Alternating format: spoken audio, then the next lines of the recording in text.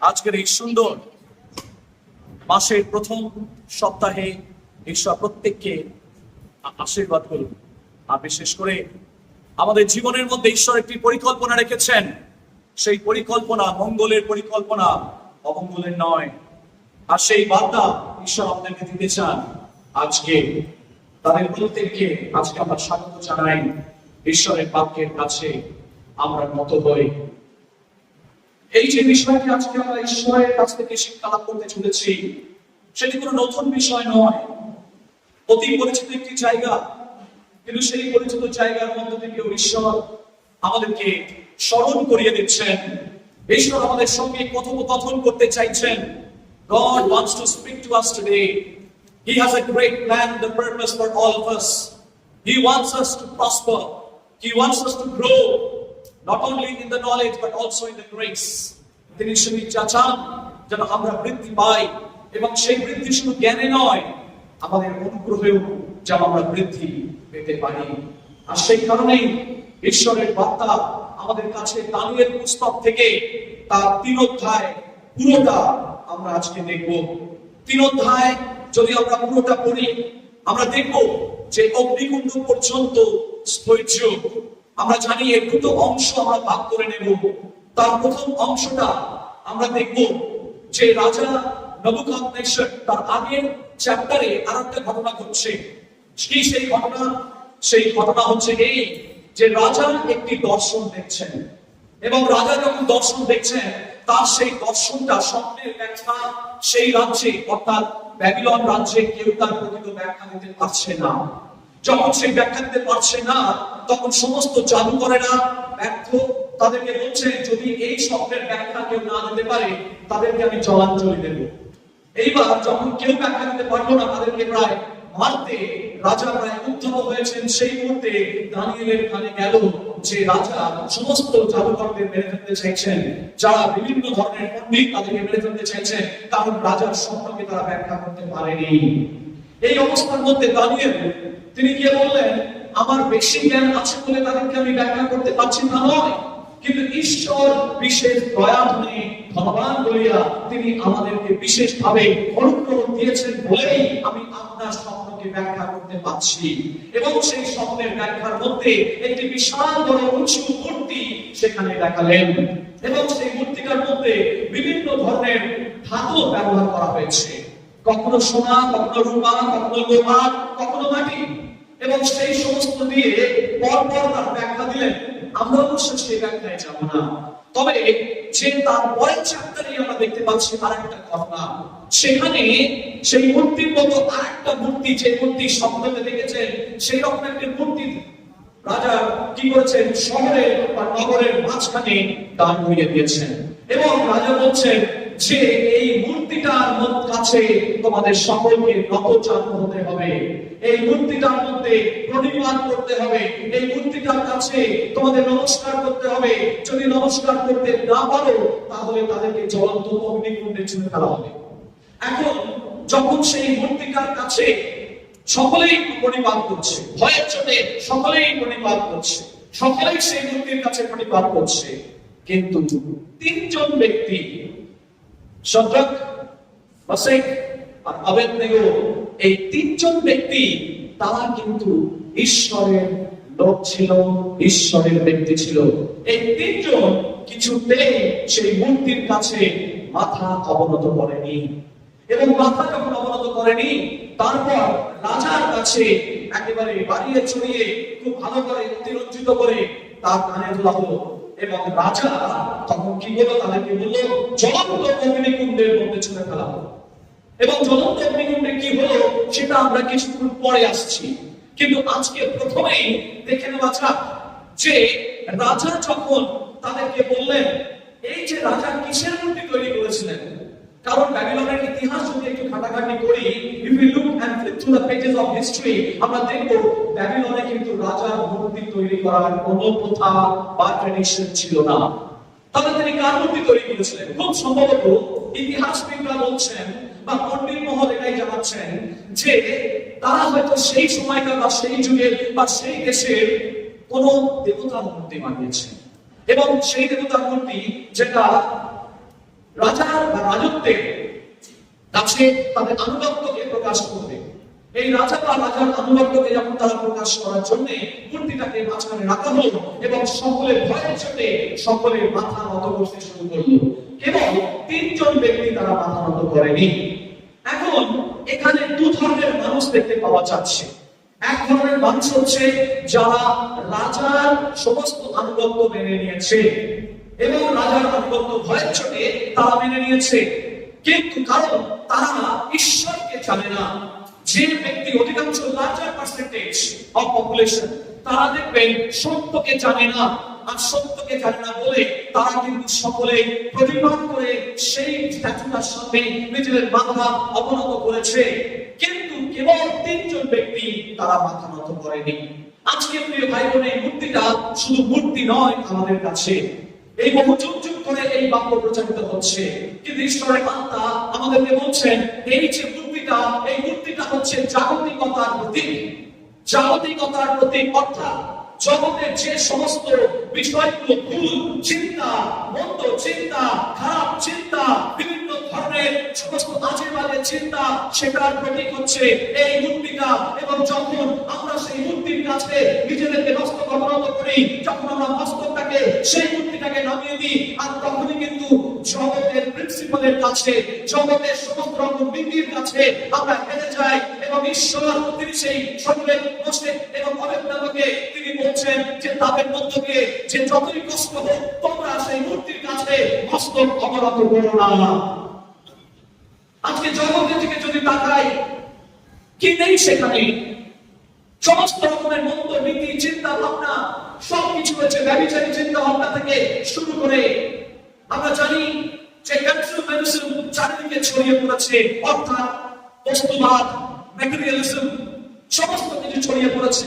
Self obsession, আমরা নিজেদের থেকে কিছুতেই বাইরে ভাবনা চিন্তা করতে পারছি না। আজকে সেলফি তুলছি সবসময়, সেলফি তুলছি আর সবসময় সেলফ অবসেশনের মধ্যে রয়েছি, সবসময় সেলফিশ, অর্থাৎ সবসময় সেলফি তুলতে তুলতে যেন আমরা সেলফিশ হয়ে গিয়েছি, অর্থাৎ সেলফ অবসেশন।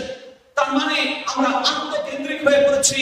এইগুলো হচ্ছে জগতের নিয়ম কানুন প্রতীক, এবং সেই নিয়ম কানুনের প্রতীক হচ্ছে সেই মূর্তিটা।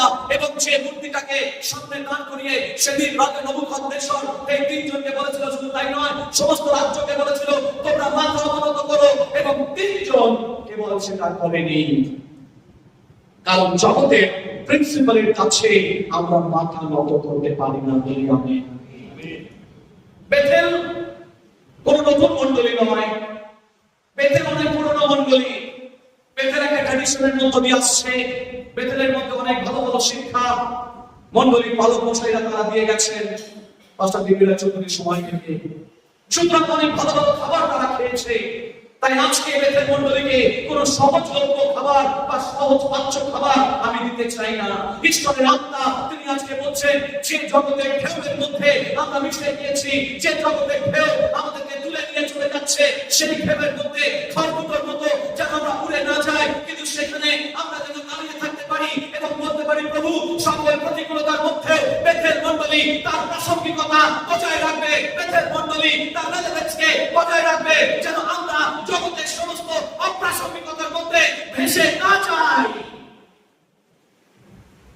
প্রভু যিশুর 3টে পরীক্ষা হয়েছিল। আমি সবসময় আমার স্টুডেন্টদেরকে শিক্ষা দিয়ে থাকি, ট্রুথ ইজ অলওয়েজ পারসিকিউটেড। সত্য সবসময় তাড়িত হয়, হয়ে এসেছে, হয়ে যাবে। পৃথিবীর শেষ পর্যন্ত সত্য সবসময় তাড়িত হয়। যিশুকে এমনি তাড়না করে না, কারণ তার মধ্যে সত্য রয়েছে। আর সেই কারণে তিনি বলেছেন সত্য তোমরা জানিবে, সত্যই তোমাদের স্বাধীন করবে। যেহেতু আমাদের মধ্যে সত্য রয়েছে, সেই কারণে জগতে আমরা তাড়িত। আর সত্যকে সবাই গ্রহণ করতে চায় না, কিন্তু আজকে ঈশ্বরের বাক্য বলছে যে সত্যকে গ্রহণ করার সময় এসেছে। যখনই আমরা সত্যকে ত্যাগ করে সেই মূর্তির সামনে আমরা নিজেদেরকে পরিপাল করব, তখন জানবেন আপনি আপনার জীবনে আপোষ করে নিচ্ছেন। যে জল দিয়ে দুধের মধ্যে যদি জল মেশানো হয়, তাহলে দুধের খাঁটি ব্যাপারটা চলে যায়। আজকে যখন আপনি জগতের বিভিন্ন মন্দ বিষয়ের সঙ্গে ক্রমাগত আপোষ করবেন, যখনই আপনার জীবনে কি কি মূর্তি হয়ে দাঁড়িয়েছে আমাদেরকে চিন্তা করতে হবে। অর্থ, নাম, যশ, টাকা, প্রতিপত্তি, ক্ষমতা, এগুলো ওই মূর্তিটা রিপ্রেজেন্ট করছে। এবং সেই সমস্ত লোভে আমরা অনেক সময় ঈশ্বরের পথ থেকে ক্রমাগত আমরা বহুদূর চলে যাচ্ছি, কিন্তু ঈশ্বরের বাক্য বলছে আমাদেরকে ধরে রাখতে হবে। দামোদর নদীর জল যখন বেড়ে যায় তখন দেখবেন ফারাক্কা ব্যারেজ ছেড়ে দেওয়া হয় এবং বিভিন্ন ব্যারেজ গুলো যেগুলো আছে বাঁধ সেগুলোকে খুলে দেওয়া হয় এবং অনেক হাজার কিউসেক জল ছাড়া হয়। এবং এই জল যখন ছাড়া হয় দেখবেন গ্রামকে গ্রাম ভেসে যায়। মুর্শিদাবাদের থেকে সেই ভগবান বলা থেকে শুরু করে লালগোলা থেকে শুরু করে পদ্মা নদীর জল যখন ছাড়া হয় আর সেই জল ছাড়ার মধ্যে দেখবেন সমস্ত বাড়ি ঘরগুলো ভেঙে ভাঙতে একেবারে তুলে নিয়ে চলে যাচ্ছে, স্রোতের মধ্যে ভেঙে নিয়ে চলে যাচ্ছে। আজকে প্রিয় ভাই বোন, জগতের সমস্ত সেই আইডিওলজি গুলো, জগতের সমস্ত নীতিগুলো, চিন্তা ভাবনাগুলো, সমস্ত রকমের যে সমস্ত খারাপের চিন্তা ভাবনাগুলো, সেগুলো আমাদের মনটাকে, আমাদের আত্মিক জীবনকে ভাসিয়ে নিয়ে চলে যাচ্ছে। আর সেইখানে আপনাকে এবং আমাকে খড়কুটোর মতো ভেসে গেলে চলবে না। সেই প্রতিকূলতার মধ্যেও আপনাকে দাঁড়িয়ে থাকতে হবে এবং আমাকে দাঁড়িয়ে থাকতে হবে। বলুন আমেন। আজকে কতজন এই চ্যালেঞ্জ নিতে প্রস্তুত? ঈশ্বর আমাদেরকে চ্যালেঞ্জ নিতে বলছেন। জগৎ আজকে শেষ দিন, যখন মণ্ডলীর সাতটা মণ্ডলীর উদ্দেশ্যে প্রভু যিশু বলছেন প্রকাশিত বাক্যেতে, তিনি কি বলছেন? তিনি বলছেন তোমরা অনেক কিছু সম্মান করেছো আমার জন্য, কিন্তু তথাপি তোমাদের বিরুদ্ধে আমার কথা আছে। কি কথা আছে? তার বিরুদ্ধে কি কথা আছে? তিনি বলছেন তোমরা প্রথম প্রেম পরিত্যাগ করেছো। সেই প্রথম প্রেম পরিত্যাগ করেছো বলে আজকে সেই ঝড়ের মুখে তোমরা মুখ চিপিয়ে দাঁড়াতে পারছো না। তবে যখন ঝড়ের মুখে তোমরা দাঁড়াতে পারছো না সত্য হয়ে, কারণ সত্যকে তোমরা জলাঞ্জলি দিয়েছো, সত্যের সঙ্গে তোমরা আপোষ করেছো, কারণ সেই কারণে তোমরা সত্যের সামনাসামনি হতে পারছো না। যখন আমাদের জীবনে একটা দেখবেন বিজ্ঞাপন দেয়, আমি বিজ্ঞাপনগুলোতে অনেক কিছু শিখি, দেখি, ঈশ্বর আপনার সাহায্য করে বুঝতে। আজ দেখবেন টাকা নুনের একটা বিজ্ঞাপন দেয়, 100% খাঁটি না কি বলে বিশুদ্ধ, 100% বিশুদ্ধ, 100% খাঁটি বা টেস্ট যোগ্য। তার মানে 100% যদি বিশুদ্ধ হন তবেই তার মধ্যে সেই টেস্টটা পাওয়া যাবে। দুধের মধ্যে যদি জল মেশানো বেশি থাকে তাহলে দুধ থেকে তো স্বর উঠবে না। আমার স্ত্রী খুব ভালো ঘি তৈরি করতে পারে এবং দুধের থেকে স্বর তুলে তুলে তুলে সেখান থেকে জাল দিয়ে তারপরে ওটাকে ঘি তৈরি করা হয়। আর যদি জল মেশানো থাকে দুধের মধ্যে স্বরের ঘনত্ব কিন্তু থাকে না। তাই আজকে যদি আমাদের জীবনের মধ্যে যদি জল মেশানো বেশি থাকে তাহলে সেই দুধের ঘনত্ব কখনো থাকে না বলে আমি। তাহলে আজকে যদি সেই জলটাকে বার করতে হয় তবে সেই দুধটাকে জাল দিতে হবে এবং তার মধ্যে থেকে ক্ষীরটাকে বার করতে হবে। আজকে প্রিয় ভাই বোন, যদি আপনি আপনার জীবনেতে ঈশ্বরের আশীর্বাদ পেতে চান তাহলে আপনার জীবনের যে বাড়তি জলটা, যে জলটা এতদিন সেই দুধের ঘনত্বটাকে নষ্ট করে দিয়েছে, দুধের ঘনত্বটাকে নষ্ট করেছে, সেই জলটাকে ঈশ্বরের আত্মার জালে ফুটিয়ে সেই জলটাকে আপনি বার করে দিন প্রিয় ভাই বোন।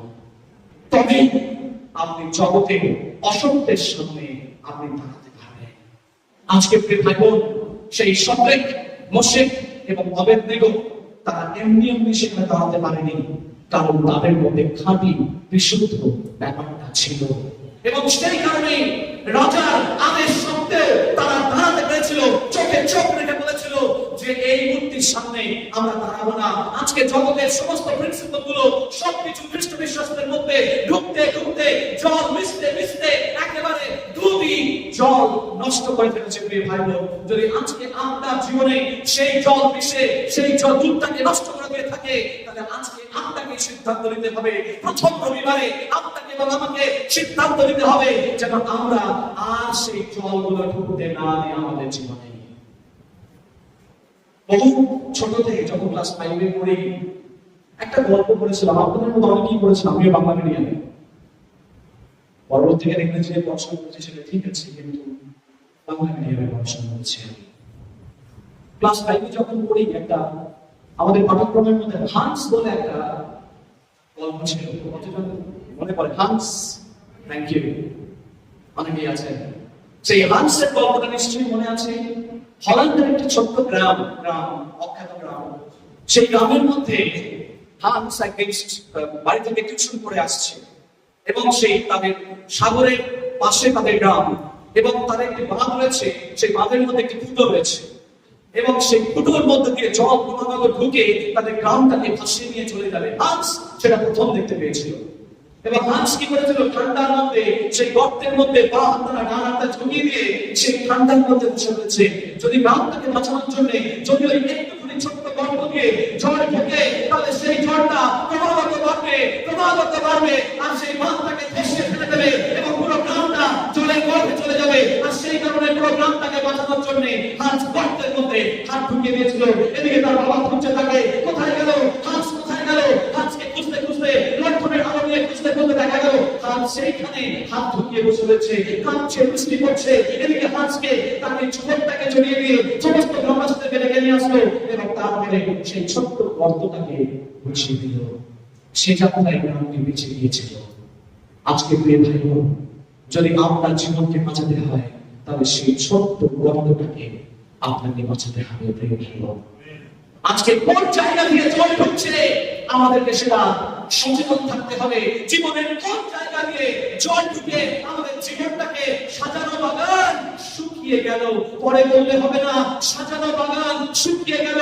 কারণ আমাদেরকে ঈশ্বর আদি পুস্তকের 2:15 পদে দায়িত্ব দিচ্ছেন। যেমন আদমকে তিনি দায়িত্ব দিয়েছিলেন, তিনি বলেছিলেন সমস্ত বাগানটাকে তুমি রক্ষা করো, সমস্ত বাগানটার দায়িত্ব তোমার, আর সেই বাগানটাকে চাষ করার দায়িত্ব তোমার। এইখানে মধ্যে বাংলা সাহিত্যের ইতিহাসে মনসামঙ্গল কাব্যের সঙ্গে একটা মিল আছে। আমি এ নিয়ে লেখালেখি করেছি আগে।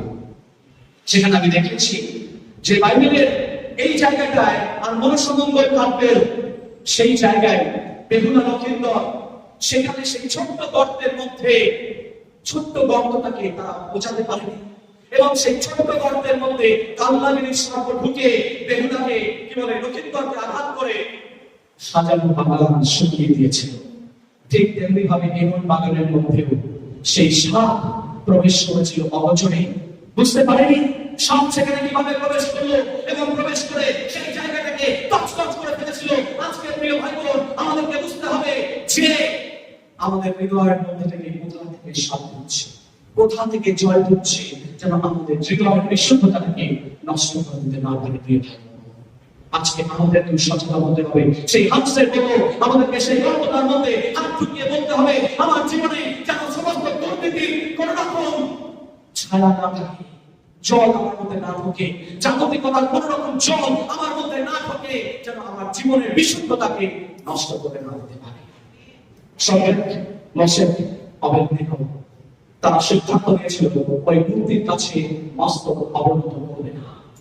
দ্বিতীয় পাঠ আমরা দেখি কি, দ্বিতীয় অংশ আমরা দেখতে পাই কি, দেখতে পাই সেই দ্বিতীয় অংশে দেখতে পাই যে সেখানে সন্ত্রেক মাসিক আবেদনকে একটা জ্বলন্ত অগ্নিকুণ্ডের মধ্যে চলে ফেলা হচ্ছে। কেন? এটা তাদের পুরস্কার। কারণ জগতের সঙ্গে তারা আপোষ করেনি, সেই মূর্তির কাছে মাথা অবনত করেনি। প্রিয় ভাই বোন, আজকে এই জায়গা থেকে আরেকটা শিক্ষা ঈশ্বর অন্তর দিচ্ছেন। যদি আজকে কেউ এখানে বসে আছেন, ঈশ্বরের আত্মা যদি আপনার সঙ্গে কথা বলেন, আপনি ঈশ্বরের কাছে নিজেকে সমর্পণ করবেন। প্রথমত আমি বলছি, যারা সেই যে সন্ত্রাস বসে গোবিন্দকে যখন সে জ্বলন্ত অগ্নিকুণ্ডের মধ্যে ফেলা হলো, সেই জ্বলন্ত অগ্নিকুণ্ড শুধুমাত্র জ্বলন্ত অগ্নিকুণ্ড ছিল না, আমাদের জীবনে হয়তো আক্ষরিকভাবে জ্বলন্ত অগ্নিকুণ্ডের মধ্যে পড়িনি, কিন্তু ঈশ্বরের বাক্যের কারণে আমরা অনেক সময় বিভিন্ন সমস্যার মধ্যে পড়েছি, বিভিন্ন অর্থকষ্টের মধ্যে পড়েছি, বিভিন্ন অবমাননার মধ্যে পড়েছি, বিভিন্ন পারিবারিক অশান্তির মধ্যে পড়েছি, এবং সেই পারিবারিক অশান্তির মধ্যে, অর্থকষ্টের মধ্যে যখন আপনি সেই জ্বলন্ত অগ্নিকুণ্ডের মধ্যে চলছেন এবং বলছেন, প্রভু আমাকে কিভাবে সাহায্য করবো, প্রভু আমি কিভাবে এই পরিস্থিতি থেকে বেরিয়ে আসবো, হয়তো জগতের লোকেরা তারা দেখছে যে আপনি পড়ছেন খুব ভালো লাগছে, কিন্তু মনে রাখবেন দ্বিতীয় অংশে বলা হয়েছে ওই সন্ত্রেক মাসিক অবেদনের সঙ্গে তারা একাধিকজন ছিল না, তাদের সঙ্গে আরেকজন ছিল বন্যা।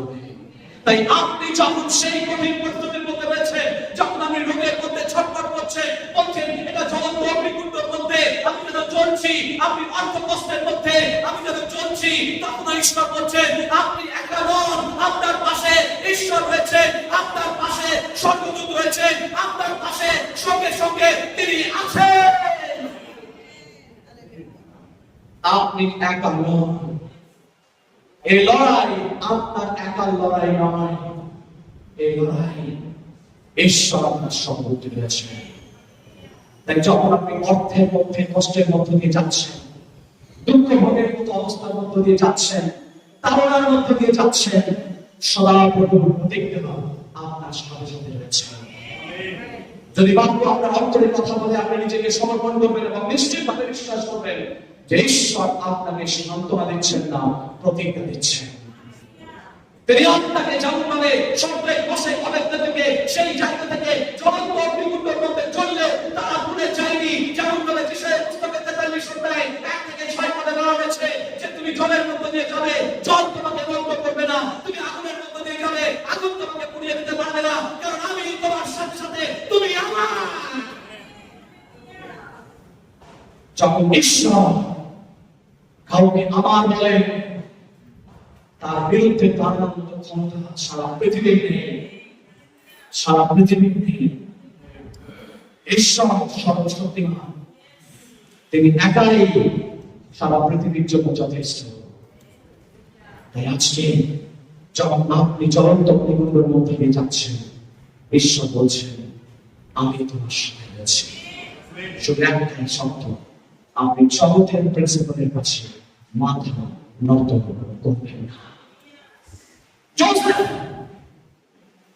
যখন মাথা নত করেননি ব্যভিচারের কাছে, ঈশ্বর তখন যোসেফের জন্য দাঁড়িয়েছিলেন।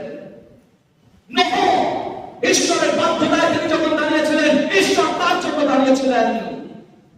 একে একে যদি আমরা দেখি, আব্রাহাম যখন তিনি ঈশ্বরের জন্য দাঁড়িয়েছিলেন, ঈশ্বর তার জন্য দাঁড়িয়েছিলেন। যখন মসি ঈশ্বরের জন্য দাঁড়িয়েছিলেন, তখন মসি কাছ থেকে তারা যখন চেষ্টা করছে, তখন তিনি পাহাড় থেকে জল বার করেছিলেন। মজার কথা, আমরা সেই ঈশ্বরকে আরাধনা করি যিনি পাহাড় ফাটিয়ে পাথর ফাটিয়ে জল বার করছেন আর জলকে শুকিয়ে দানা তৈরি করছেন। বলুন আমেন। তার পক্ষে অসম্ভব কিছু নেই। আজকে যদি বিশ্বাস করি তার পক্ষে অসম্ভব কিছু নেই, তাহলে আপনি বিশ্বাসে মজবুত থাকুন এবং নিজেদের বিশ্বাসে মজবুত থাকুন এবং বলুন প্রভু আমি তোমার দিকে তাকাবো, জীবনের শেষ দিন পর্যন্ত আমি যদি বাঁচি তোমাতেই বাঁচবো। তখনই দেখবেন ঈশ্বর কিভাবে আপনাকে, আপনার জীবনকে, আপনার পরিবারকে, আপনার কর্মজীবনকে কিভাবে আশীর্বাদ করেন। যদি ঈশ্বরের আশীর্বাদ না পেয়ে থাকতাম, এখানে একজন বসে থাকতাম না। জীবনের এমন একটা দিন গেছে যেদিনকে চরম দুঃখের মধ্যে দিয়ে গেছি, তথাপি ঈশ্বর আমাদের সঙ্গে রয়েছেন। মনে রাখবেন, ঈশ্বর যদি কারো সঙ্গে থাকেন, মানুষ কিছু করবে না। তাই আপনি নিরাশ হবেন না, ভেঙে পড়বেন না। আপনার সংগ্রামের সঙ্গে কোনো মানুষ থাকুক কিংবা না থাকুক, সদা প্রভু সেই চলন্ত অগ্নিকুণ্ডের মধ্যে তিনি আপনার পাশে রয়েছেন। শুধু আপনি মনে রাখবেন, আপনার জীবনের যে বাগান, আপনার জীবনের যে জায়গা গর্ত, সেখানে সেই গর্তটাকে আপনি বন্ধ করে দিন হাঁসের মতো। আপনি হাত ধুয়ে বসে থাকুন, প্রভু আমি কিছুতেই জগতের জলকে আমার জীবনে প্লাবিত হতে দেব না, জগতের নোংরা জলকে আমি কিছুতেই প্লাবিত হতে দেব না। একটি পদ্ধতি আমি শেষ করব। কলকাতা অনেক পুরনো শহর, ইতিহাস থেকে দেখবেন কলকাতা সবচেয়ে পুরনো শহর এবং সেই কলকাতায় যখন ব্রিটিশরা এখানে রাজধানী তৈরি করেছিল, 1911 সালে রাজধানী চলে যায় দিল্লিতে, তার আগে পর্যন্ত কলকাতা সারা ভারতের রাজধানী ছিল। এবং তখন যে সমস্ত drainage system, switch system, canal system তৈরি করা হয়েছে, বহু পুরনো পাইপ, এবং সেই পুরনো পাইপ একবার পেপারে আমি দেখেছিলাম যে খাবার জলের পাইপ আর নোংরা পাইপ দুটো পাশাপাশি রয়েছে। ভালো করে শুনবেন, খাবার জলের পাইপ আর নোংরা পাইপ দুটো পাশাপাশি যাচ্ছে। এবার দুদিকে বহু পুরনো পাইপ তো জং ধরে গেছে, রাস্টেড হয়ে গেছে, ফলে এই পাইপের জল এই পাইপে আর এই পাইপের জল এই পাইপে ফ্লো হতে শুরু করেছে। বুঝবেন আমি কি বলার চেষ্টা করছি? নোংরা জলের পাইপের জল যখন খাবার জলে গিয়ে পড়ে তখন কিন্তু কলেরা রোগ হয়। প্রিয় ভাই মিস্ত্রিরা লোকেট করে কোথায় ত্রুটিটা আছে, কোথায় ছিদ্র রয়েছে, কোথায় ভুলটা রয়েছে। ওই নোংরা জলের জলটা যেন খাবার জলে কিছুতেই বন্ধ না হতে পারে, মিশে যেন না যায়। আপনাকে দেখতে হবে জগতের নোংরা জল আমাদের জীবনের ফুটো দিয়ে, কোন ফুটো দিয়ে জগতের মধ্যে চলে যাচ্ছে, জীবনের মধ্যে চলে যাচ্ছে, সেই ফুটোটা বন্ধ করতে হবে। আসুন, তবেই আপনি ঈশ্বরের রাজ্যে ঈশ্বরের জন্য ব্যবহার করতে পারবেন এবং আগামী দিনে ঈশ্বর আপনাকে এবং আমাকে বহুলভাবে ব্যবহার করবেন। ঈশ্বরের বাক্য প্রত্যেককে আশীর্বাদ করুন। যারা যারা অনলাইন দেখছে তাদেরকে ঈশ্বর আশীর্বাদ করুন। আসুন আমরা প্রার্থনা করি। মঙ্গলময় ঈশ্বর তোমায় ধন্যবাদ চাই, তুমি আশীর্বাদ যুক্ত করো। মঙ্গলকারী হস্ত তোমার এই বাক্যের মধ্য দিয়ে আমাদের প্রত্যেকের অন্তরের সাথে কথা বলো। জীবন তোমার দেবা, তাই জীবনকে তোমার কাজ সম্পন্ন করলাম। আশীর্বাদ করো তোমার গৌরবের জন্য। যে বাক্য তুমি দেবে এই বাক্যের মধ্যে আমাদের প্রত্যেকের অন্তরে যখন আমরা গ্রহণ করে অংশ নেব, তুমি সহমত প্রার্থনা তুমি যিশু নামে। Amen amen. সেই গানটি তিনি লিখেছেন, তিনি ভক্ত দাস বলছে, আমি একসময় গভীর অন্ধকারে ছিলাম, আমার জীবনে ছিল দুর্দশা, আমার জীবনে কোনো আশা ছিল না, ভরসা ছিল না। কিন্তু যখন শুনলাম প্রভু বলছে, হে পরিশ্রান্ত ভারাক্রান্ত সকল আমার নিকট একজন তোমাদের বিশ্রাম দেব, তখন তিনি সেই ডাকে সাড়া দিয়ে প্রভুর কাছে এলেন, প্রভুকে বিশ্বাস করলেন এবং সারাটা জীবন প্রভুর কাছে তার জীবন সঁপে দিলেন। এবং তার বিশ্বাস যে যিশু আসছেন। আমাদের এখানে যতজন আমরা এখানে বসে আছি প্রত্যেক ভাই বোনেরা, আমাদেরও বিশ্বাস যে প্রভু যিশু আসছেন। তাই তো আমরা বলি প্রথম Corinthians 16:26 পদে মারানাথা, প্রভু আসিতেছেন, প্রভু আসিবেন ও আমরা প্রভুর কাছে। আর এই গানটি অ্যাকচুয়ালি সাউথ ইন্ডিয়ান গান, তামিল গান। সেই তামিল গান 1982-তে যে একজন সাউথ ইন্ডিয়ান ছেলে গান করেছিল তামিল ভাষায়, সেই গানটিকে ইংলিশে করা হয় এবং সেই ইংলিশ থেকে বাংলাতে আমার হাজব্যান্ড মিস্টার অসীম কুমার মিশ্রা তিনি সেটাকে বাংলায় করেন। আর সেই গানটি আমি আজকে গাইছি, তামিল ভাষায় গান বাংলায় আছে।